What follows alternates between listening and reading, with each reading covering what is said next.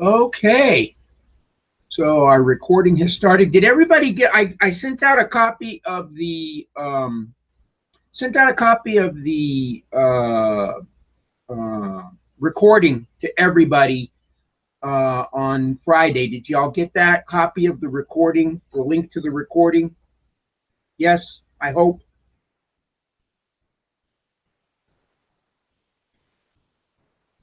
Anybody? Okay, thank you, Jesus. Great.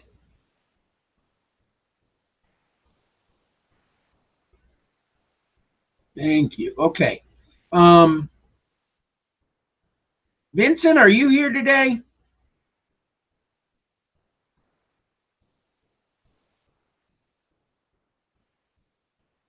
Mark, you didn't get them? You didn't get the link?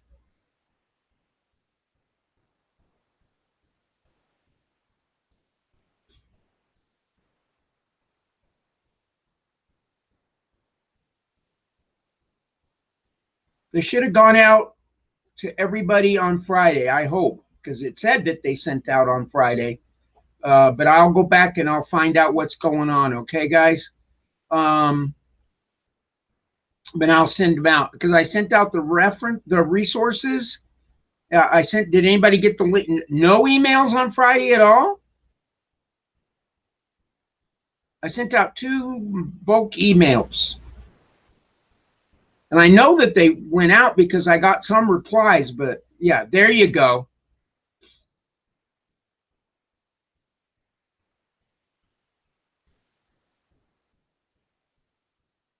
But if you didn't get them, email me. Let me know, and I will most definitely get them to you. Um, okay, so this week we have, I believe we have um, just the multiple choice quiz this week or exam that we're getting ready for. I don't think we have a writing exam, but I'll get back to you on that one. I'm pretty sure we don't. Okay, so here's a question. Okay, um, we're talking about development, and we're talking about that. Did you all see the mini lesson? Uh, did you all see the mini lesson on that I sent out on Human Development Index? Did everybody get a chance to see that? That's a really important one, the HDI. Yes, no, maybe? Let me know, please.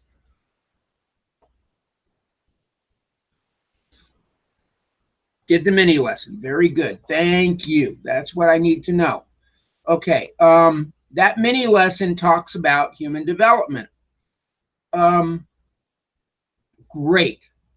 So, based on what we've learned about the Human Development Index and about those things that we are looking for in what makes a country worth living in, which of these countries that are listed on this chart would you prefer to live in, and why? If you had to live in one, which would you prefer to live in and why? And then which would you not want to live in? Okay, so you're choosing Costa Rica because you say it's more developed, okay? It has a mixed economy. It's more of a socialist economy there. They have a president, they have a constitution, they do have a republic. It's a Catholic, Protestant, and then there's some polytheism there because there's some Mayan influences, some native influences there. What does polytheism mean?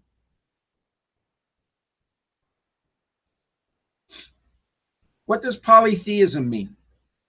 We haven't really talked about that one yet. Polytheism. Theism means belief system or religion, belief in many gods. Very good, Josh. Poly means many.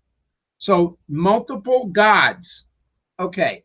So a polytheism is where you believe in more than one God. Okay. Okay. So you would want to live in Nicaragua, Mark. Why Nicaragua?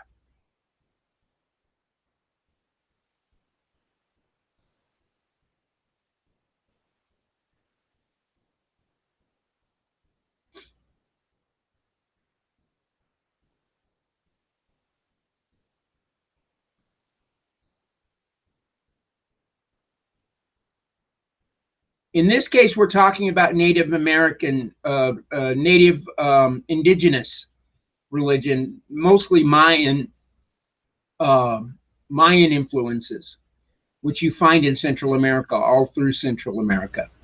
Okay, but yes, the Greek and the Hindu are both polytheistic. Okay, so Belize is good because it's an English-speaking country. Okay, their life expectancy is okay. I think you have a higher life expectancy in what's the highest life expectancy? Costa Rica. The higher your life expectancy, usually that's a sign of a good country to live in. Yes, I would prefer to live in Belize because it's an English speaking country. They speak because it was a British colony. They speak English first, and then some Spanish. Okay, also a little bit of French there too. Where else? Okay, where would you not want to live?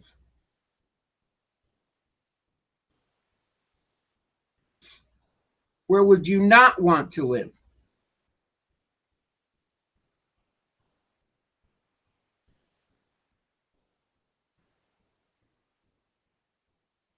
Well, no, no, no. Look at the countries that are listed there. I wouldn't want to live in North Korea either, but we're limited to the countries in Central America. So we're looking at the data for Central America.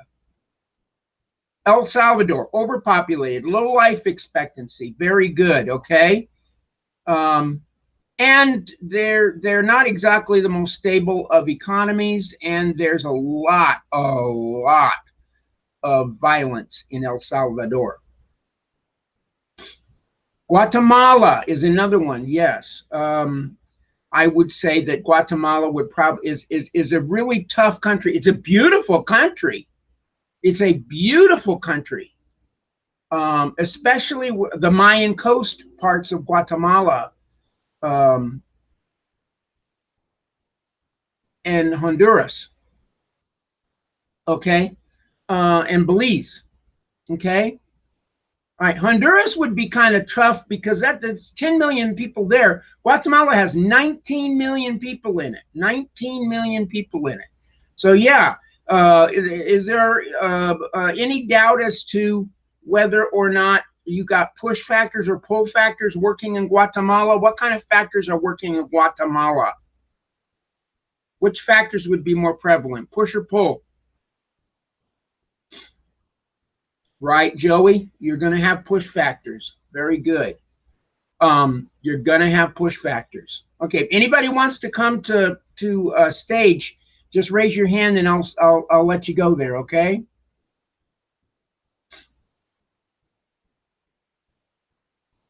All right.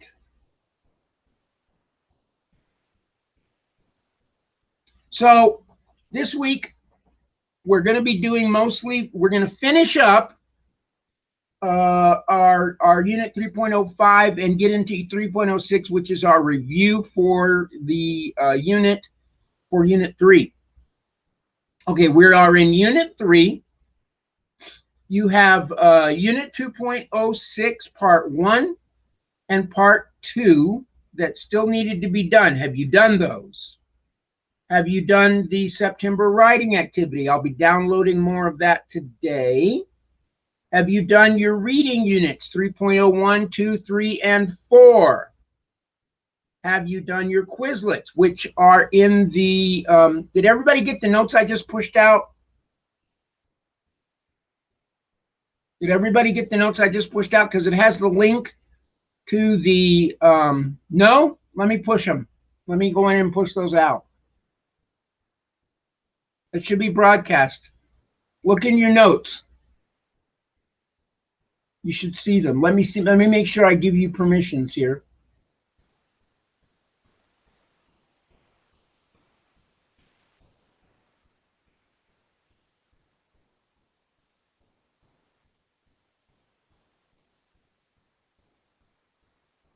You should be able to see your notes, just not write them. So does everybody see the notes there? If not, I'll drop them down to the discussion. You're going to need these two links today. One of them is for the first one is for the review. To get to the review links, everything is on that slide. And then the second one is going to be our exit ticket when we leave today. Okay? Yes? Okay. Somebody let me know you're out there. All right. Your study guide. Don't forget, your study guide is, I've sent the link out to the study guide. It is in that review slide that I just sent out. Make sure you download that study guide, print it, and have it with you when you take your test, okay? So the only thing we're going to do this week is that the main thing is the 3.06. So you really have some time to catch up on a few things if you haven't already done that, okay? If you're still having any questions about review or makeup or catch up, let me know. Gosh, I have a little bit of it. All right. Objectives. I get to identify and describe the current situations of people in Central America and how they are affected by political, economic, and geographic events. Can I get a volunteer to read some of the rest of these? I don't want to have to read it all myself. Anybody want to raise their hand?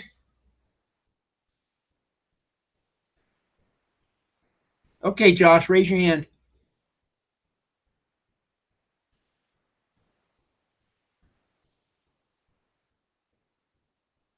Deanna, you want to read?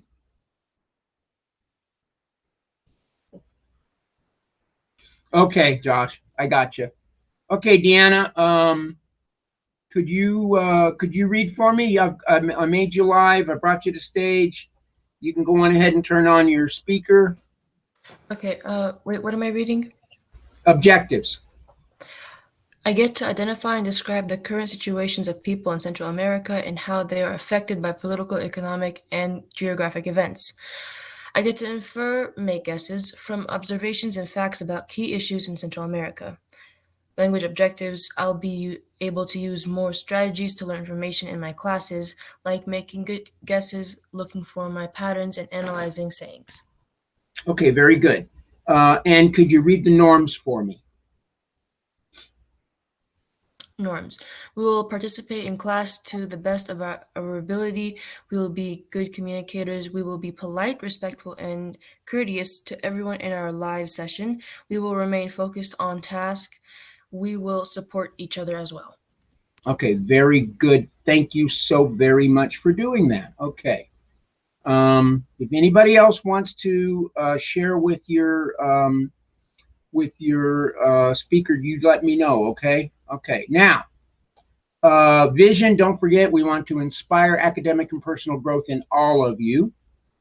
We want to inspire growth in every one of you through personalized learning and meaningful student connections. That means getting to know each other and making sure that you're communicating back and forth with me.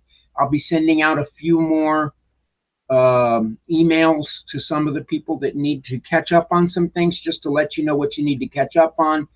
Remember, we're going to get to our gating point in a couple of weeks, and that's going to be where the grades cut off for just a little while, and then they'll turn back on again.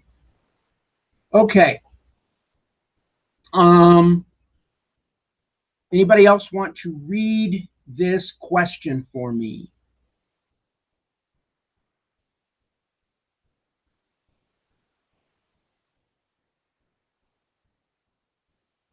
If you do, just raise your hand. I need a volunteer.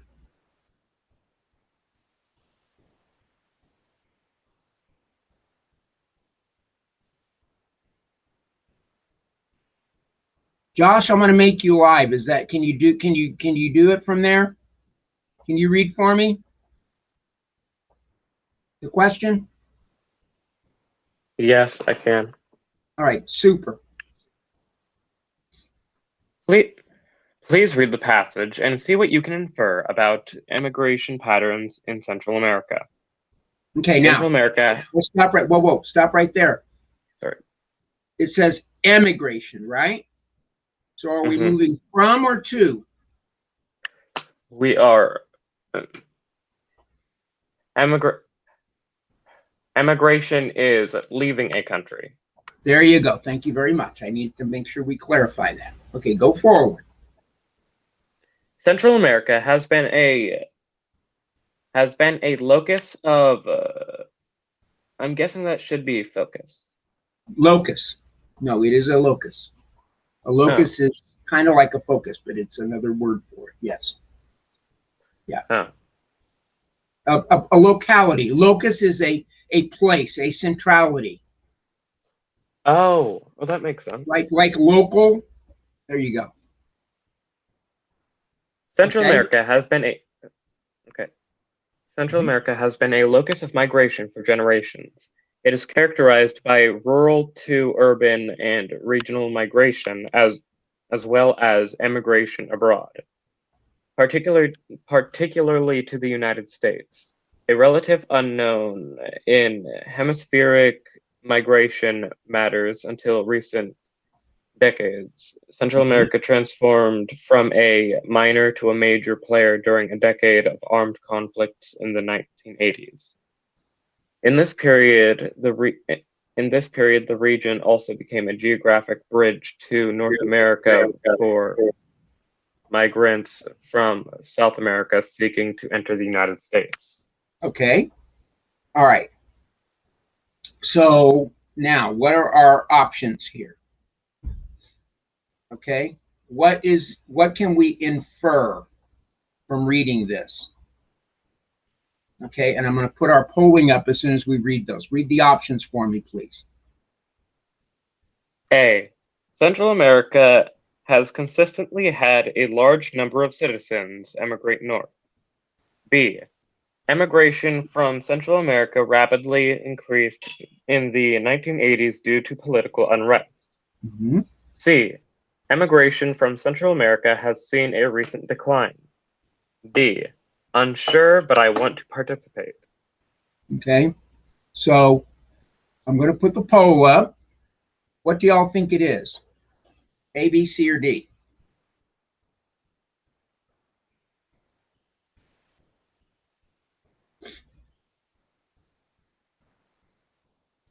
There's a part in there that says when immigration became something that was important, a major factor for Central America. Before that, it kind of was just there.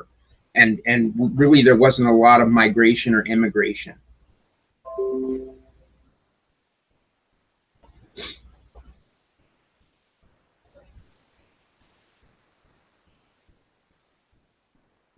Okay, Josh, I see your answer there. Okay.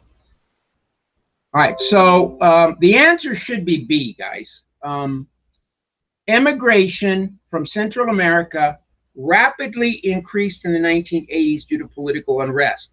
And it gives us that, it tells us what we need to know, because it says there that it was a relatively unknown in hemispheric migration patterns until recent decades. It says that. So that tells you that it hasn't been consistently a focus of migration or immigration.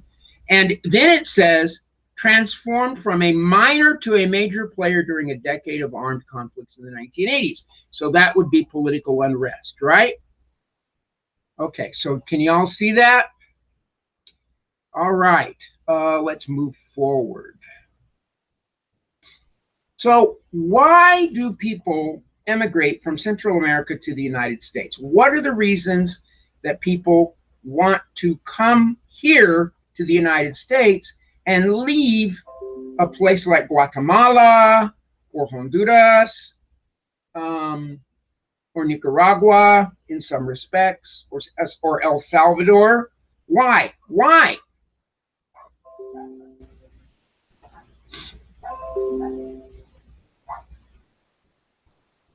Let's put a few on of those up with our text tool, okay? Use your text tool a little bit to so I can see what y'all are saying here. Okay, higher standards of living where? Where are the higher standards of living?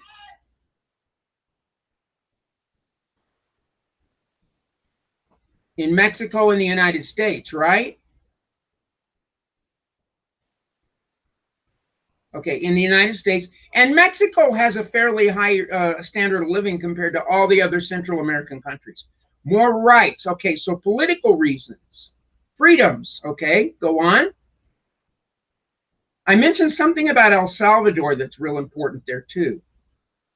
What did I say about El Salvador? That's a very important, and it's in Guatemala too, but really in El Salvador, really in Honduras. What's going on there that is a big push factor? And it's not just economics. It's not just, I don't have a job. It's something else.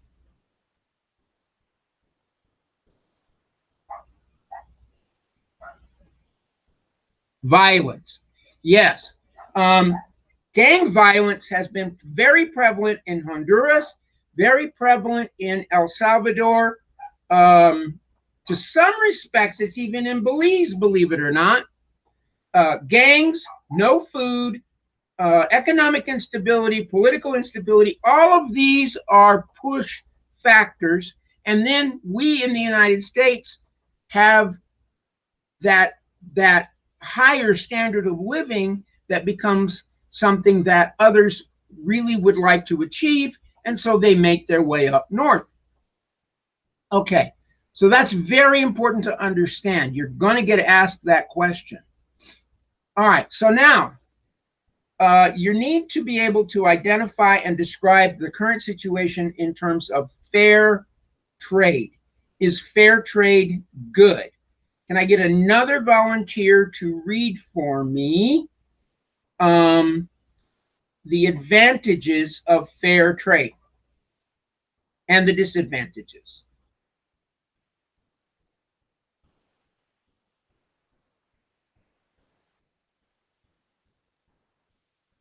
Anybody?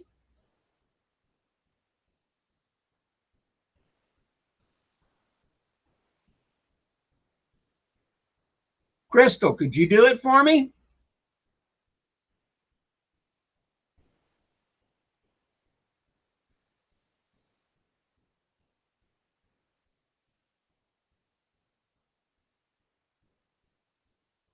Hello? Okay, so I want somebody to read the advantages and the disadvantages off the slide. Can I get you to? Yeah, Josh, you can do it.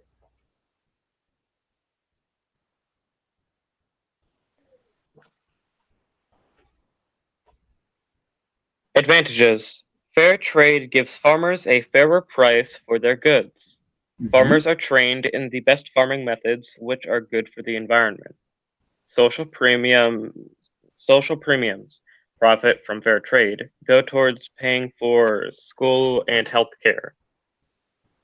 No child labor is allowed if farmers are part of fair trade and ensure good working conditions.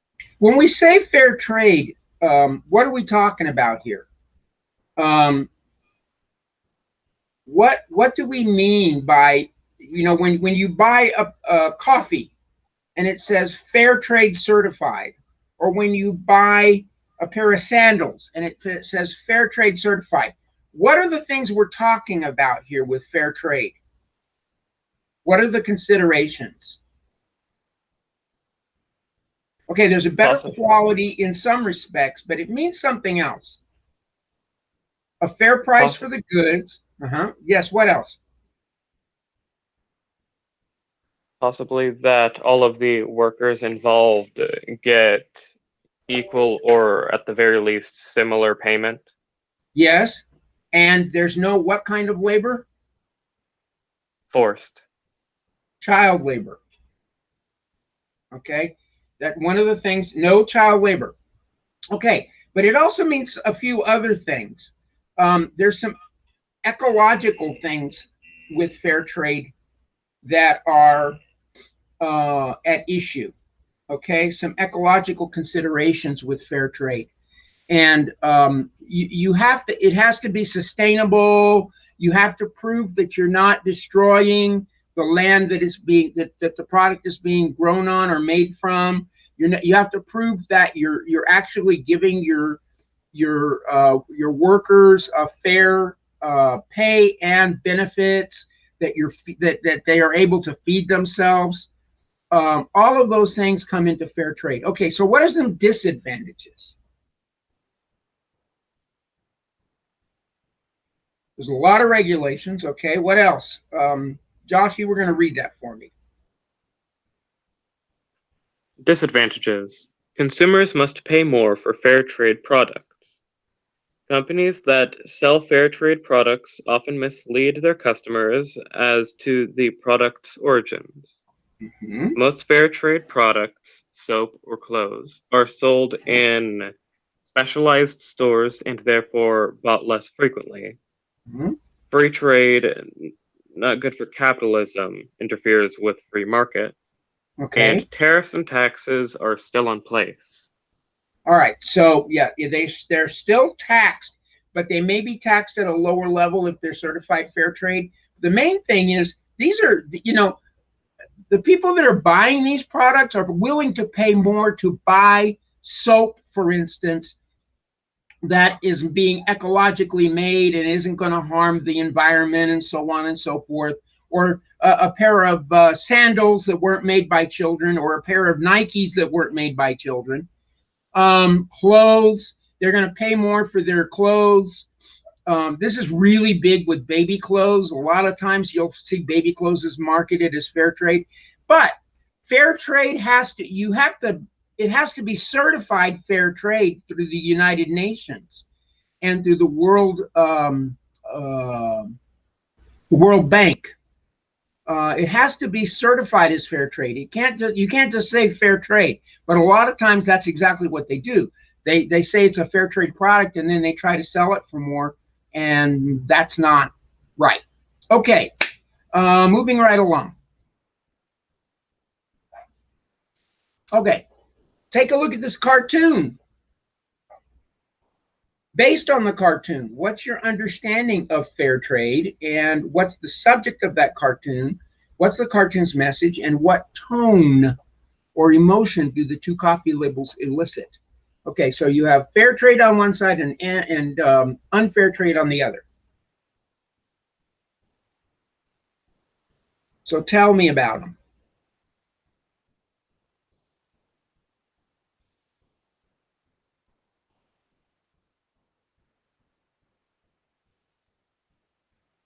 Subject's coffee. Fair trade tends to be organic.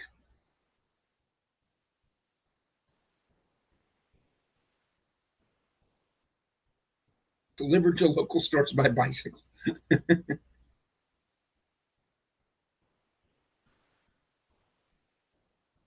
Okay, higher quality, higher price. It's supposed to bring a higher quality. It should bring a higher quality. But an unfair trade product, yes, will definitely cost you less. So which are more people going to buy? The unfair trade product with the pesticides and the grown on sunburned, denuded land by slave labor toiling under brutal dictatorships, dumped at huge supermarket chains by gas guzzling SUVs and sold in a toxic plastic bag? Are most people going to buy that one, or are they going to buy the one that costs $11.99 a pound?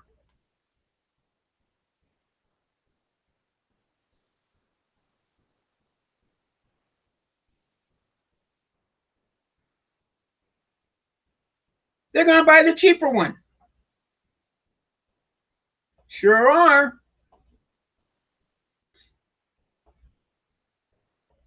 Because that's the way free market economies work, isn't it? If you're poor and you don't have enough money, then you're going to buy the cheap one anyway. You're right. The fair trade product, would I mostly see that in Walmart or in Sprouts? Really? I'm going to see it in Sprouts. I guarantee you that's why they charge what they charge. Anybody buy at Whole Foods? I'll see them in both, but not as much in Walmart as I will in Sprouts, I guarantee you. Whole Foods is going to carry the fair trade stuff, right? Okay, that's the foo-foo-y store, isn't it? Okay. I don't usually shop at Whole Foods.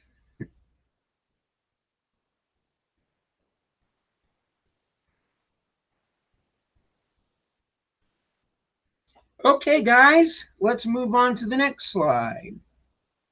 Okay, thoughts on fair trade. Deanna, do you want to read this one?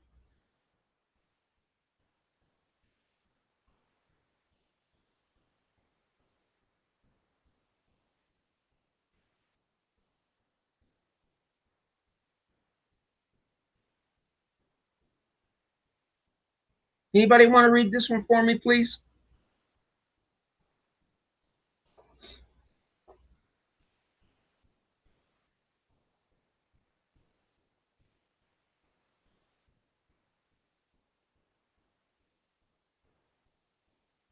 Anybody? Okay, so thoughts on fair trade.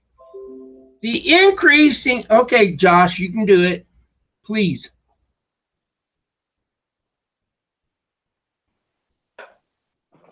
Thoughts on fair trade. The increasing popularity of fair trade has drawn criticism for a variety of reasons. Supporters and opponents of fair trade have been calling for stricter standards and higher fair trade prices. Where do you stand on fair trade? Do you think fair trade continues the cycle of poverty in developing nations? Do you think the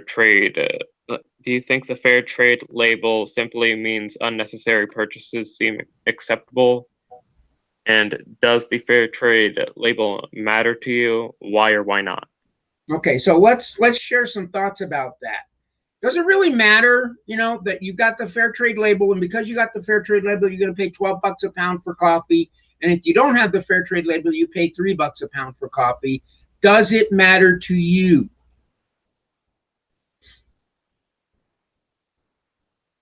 You can put that in the chat. Does it matter to you?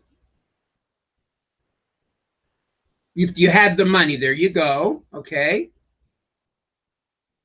It does matter to you, okay? Why does it matter to you, Martiana?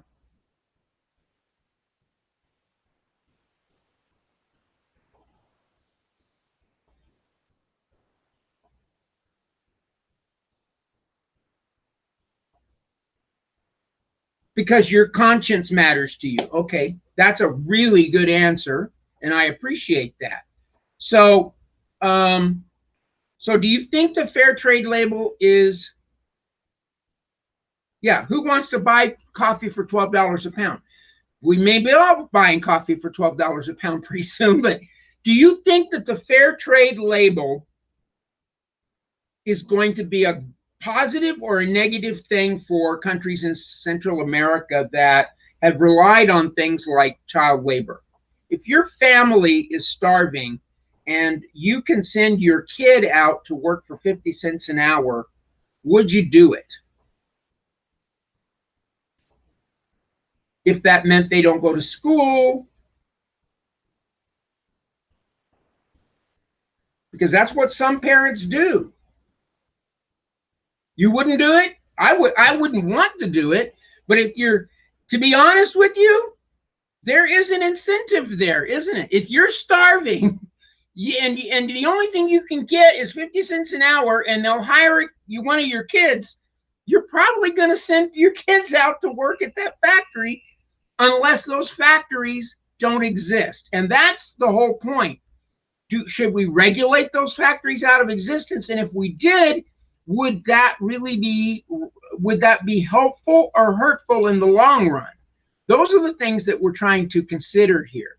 And that's an issue that we're not going to resolve ourselves right now, but it's an issue that needs to be considered.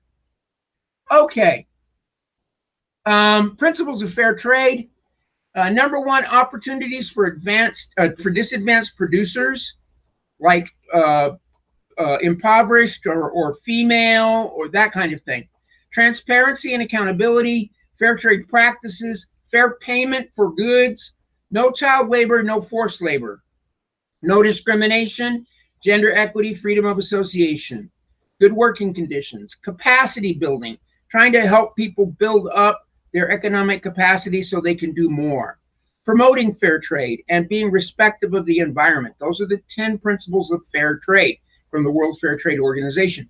But again, if you're in an impoverished nation, a developing nation, are these things, these 10 things, going to be easy to achieve? It's going to be very difficult, right? I would, of course, rather that children have an education than work in a factory. So it is up to that country to regulate labor, right? It's not, is it up to me, the shopper at Whole Foods, to tell someone in Honduras how they should raise their children? It's not up to me. Okay, it's up to them. And people are going to take advantage of other people. So we need to stop the incentive to take advantage of others on this side, and we need to stop the incentive to take advantage of others on the other side as well. But that will raise prices, and I don't know if we're willing to do that. I think we want to pay Walmart prices, not Whole Foods prices. Okay. So I'm going to skip over this one, but basically you get the idea of fair trade versus free trade, the major differences, okay? I'm going to let you look at that one in your notes. Sound good? Their life and their decisions. I agree. Now, the Lorax. Sustainability. How many of you have read the Lorax and know what the Lorax is about?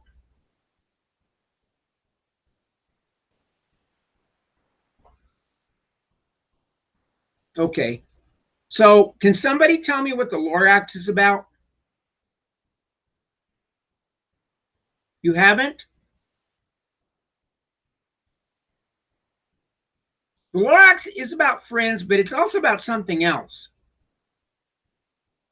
Because it's Dr. Seuss.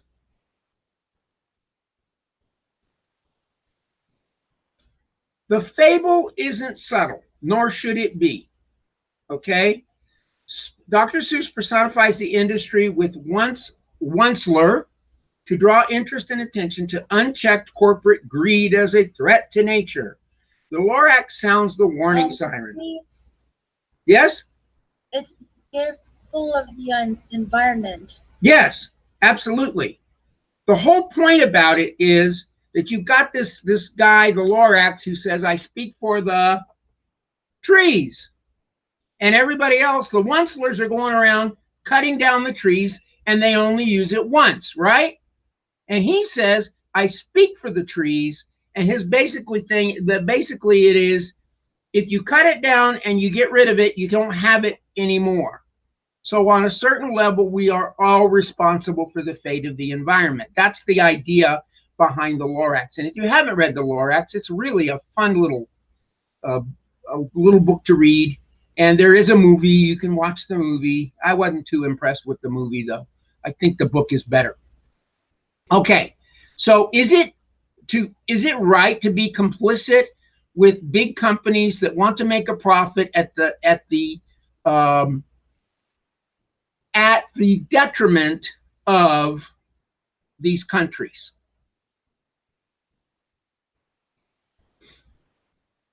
No, it's not, right? It's not right, but we do tend to be complicit because we benefit from it, right? Morally, no. Legally, yes. You're absolutely right, Mark. Okay.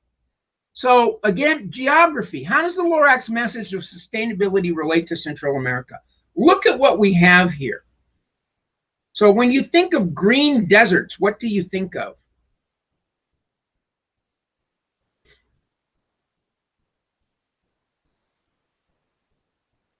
Barren land.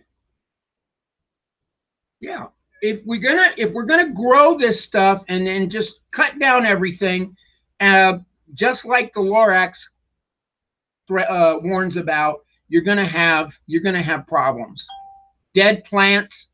You can't grow things in the environment. It becomes a problem, which leads to desertification, right? So sustainability. Do I have to tell you what sustainability means? Do y'all understand what sustainability means?